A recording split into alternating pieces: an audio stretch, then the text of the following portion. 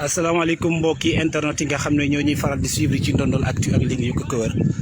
jamono yi nag ñu ngi nekk tembe ñi ngi ci ay situation yu am solo wala boog yoo xam ne c'est déplorable fi nga xam ne mooy Caacaw jàpp fi nga xam ne mooy Njàmbur instant yi tembe ay yamb ñoo fi salaw ay yamb ñoo fi nekk dispersé wu dissimulé wu ci mboolem li nga xam ne mooy population Njàmbur njëkk fi nga xam ne mooy Kër Ibra Faye boo xoolee jamono ñi ji wax ak yéen nag nit ñaa ngi tëju sax si biir riverains yi ñoo nekk di taal ay pneu ci wet gi pour tout simplement mën a dàq li nga xam ne mooy yamb yi nekk si biir mais nag terewul amul kenn ku mën a génn jamono ji mboolem population bi nga xam ne ñooy yeewoo ci wet gi li wër Njàmbur ak li ko wër jàpp Kër Ibra Faye dem fi nga xam ne mooy kër ki nga xam ne mooy Prosper Kama dafa am benn guy goo xamante ne moo fa nekk moom fa la yamb yi nekk génn attaqué fos wi ngeen di gis fos wi dafa ñëwoon fi nga xam ne mooy ci Ibra Faye waroon ñu indi malade mais jamono ji yamb yee ko attaqué ba gis ngeen ko rey nañ ko boo xoolee sax jamono ji risque la si man pour ma jéggi leen waaye nag je suis obligé de le faire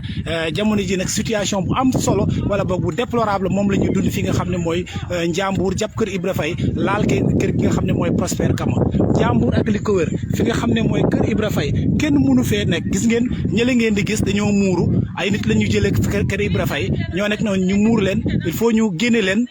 tout simplement pour mën a rawale leen gis ngeen ñu ngi noonu muuru di génn gis ngeen situation bu déplorable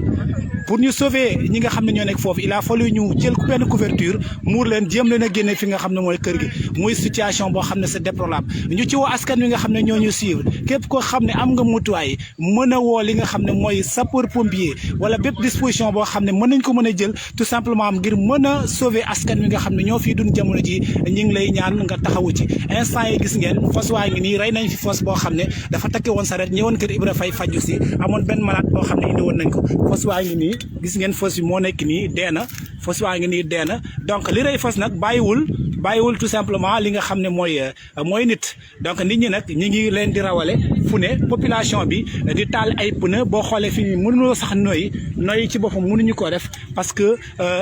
mboolem kër yi nga xam ne ñoo nekk aux environs dañ leen taal ay pneu nga xam ne saxaar bu am solo mooy dégagé wu jamono ji kër gi nga xam ne fa la ñu taal jamono ji tembe li nga xam ne mooy pneu yi nit ñaa ngi ci biir mënuñu leen génnee nit ñaa ngi ci biir ba tax rek il faut pour ñu sauver leen pour jéem a mettre de la fumée assez de fumée à l'intérieur de la maison pour mën a dàq li nga xam ne mooy yàmb yi kër googu nag Kër Ibra Faye la ñuy sant ñëpp di gërëm ñëpp di sàkku ci askan wi ñu def un recours maanaam un secours rawatina ñi nga xam ne mooy les sapeurs pompiers rawatina ñi nga xam ne ñoo am ay motuwaay ngir mën a jot ñooñee ñu leen di woo ngir ñu mën a def intervention fi nga xam ne mooy Njàmbur ak li ko wër ñu leen di sant di leen gërëm asalaamaaleykum wa rahmatullah